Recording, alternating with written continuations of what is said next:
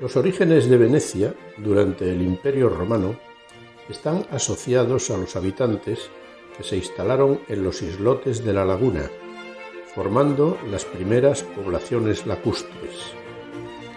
Las ventajas de protección que proporcionaban estos lugares durante las invasiones bárbaras consolidaron el nacimiento de ciudades cuyas arquitecturas eran palafitos.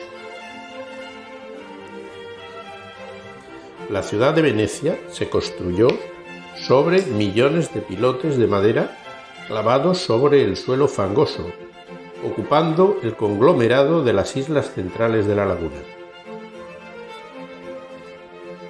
Su pavimento en los arenales estaba elevado más de 1 metro sobre el nivel del mar durante la pleamar, pero a lo largo del tiempo, mientras el nivel del agua subía lentamente, el subsuelo arenoso se hundía debido a los excesos en la explotación de los acuíferos subterráneos y el dragado de los canales de navegación.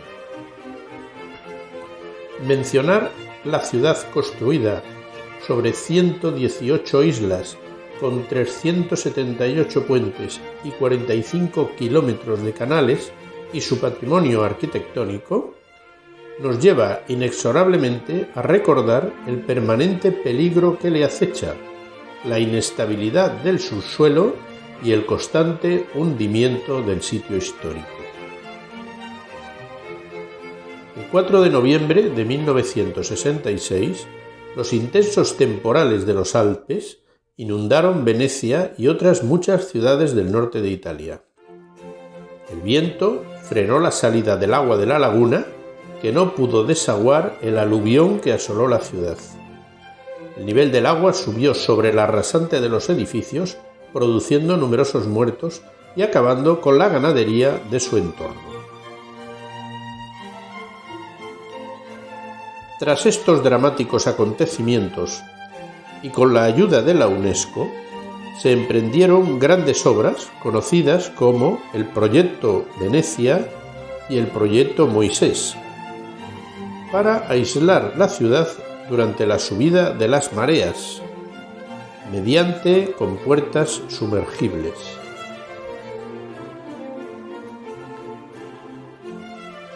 La dominación bizantina de la región en el siglo VI convirtió a Venecia en ducado bajo la autoridad del dux, hasta que en el siglo IX se independizó como República de San Marcos.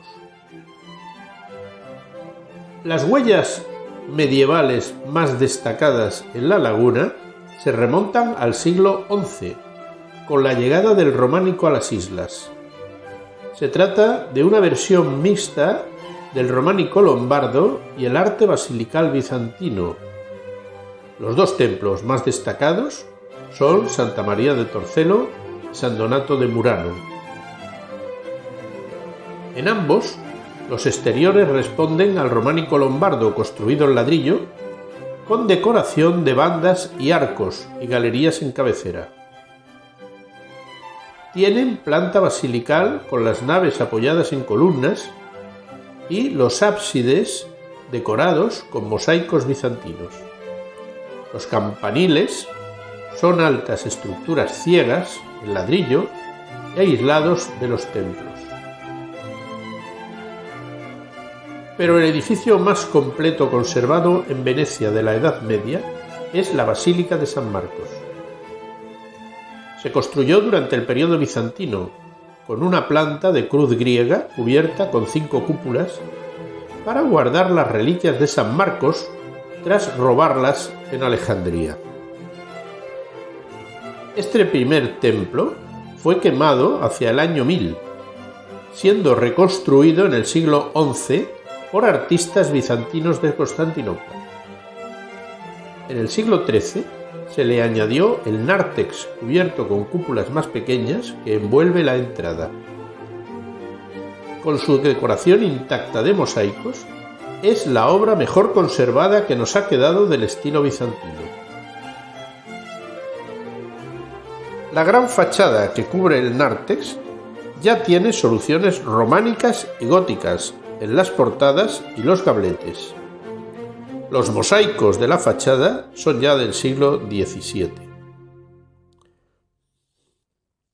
Sobre la fachada se colocaron 4 caballos romanos de bronce traídos del hipódromo de Constantinopla, tras la conquista de la ciudad por los cruzados.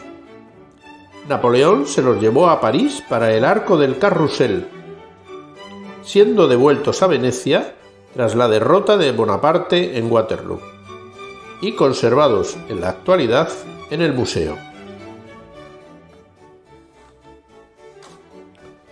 El campanario exento delante de la fachada del templo sustituyó a uno románico del siglo XI. Ha sido reconstruido varias veces, la última cuando se derrumbó en 1902, repitiéndose en el exterior una copia del original, con su gran campana y ascensor para los turistas.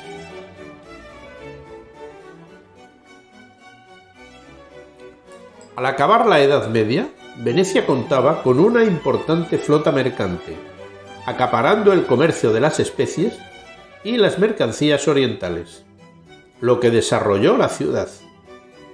La arquitectura de este periodo es deudora de la riqueza acumulada durante siglos de relaciones con Bizancio.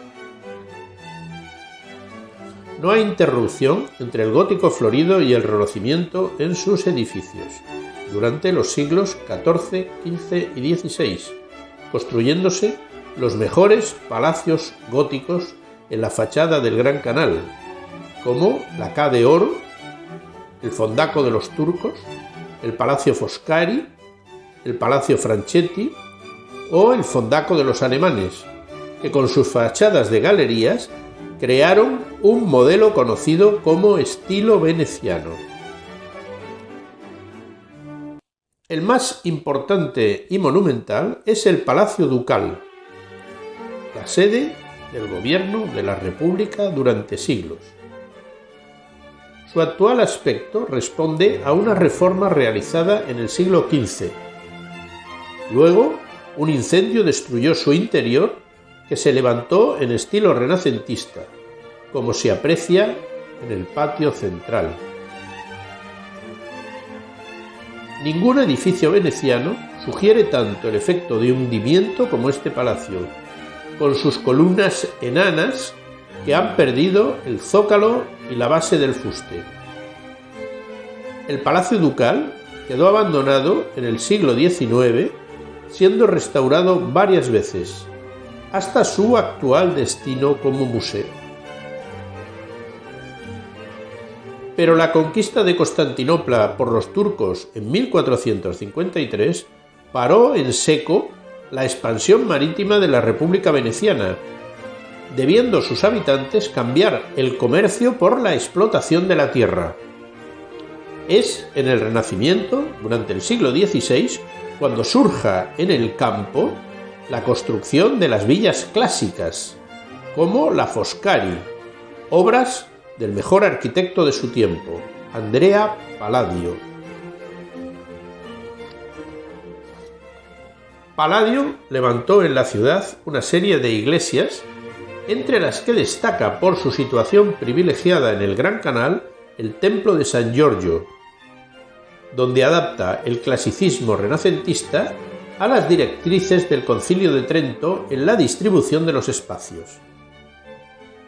Las fachadas, con sus estructuras clásicas superpuestas y las naves con pilares y columnas, es, junto con la iglesia del Redentor, de los mejores ejemplos del periodo manierista, que sería copiado durante siglos en el resto de Europa como estilo palladiano.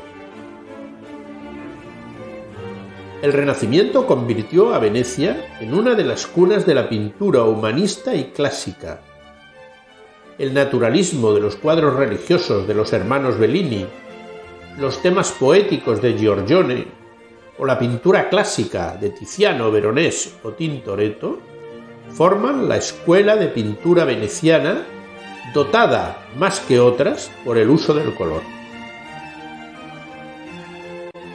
La decadencia de la ciudad se inició durante el Barroco, primero con la peste de 1630, que acabó con la tercera parte de la población, y luego con el incendio del siglo XVIII, que arrasó el caserío antiguo de madera.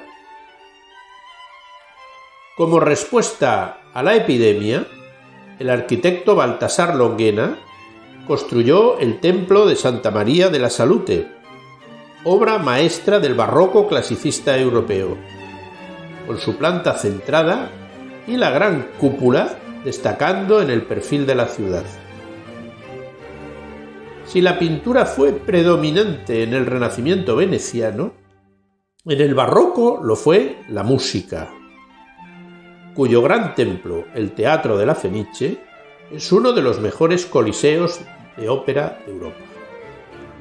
Quedó destruido por el fuego en 1996 y su reconstrucción mimética respondió al concepto de ave fénix que le da nombre.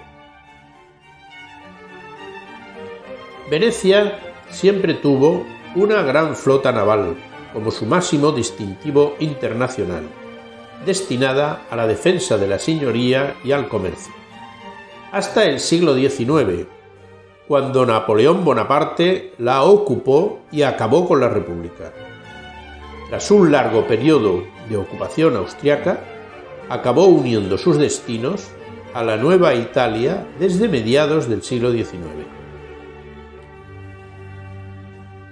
El indiscutible atractivo de Venecia en el mundo actual está generando una invasión de turismo masificado que trastoca todo el sistema social urbano de su vecindario, convirtiendo su casco histórico en un enorme parque temático del arte.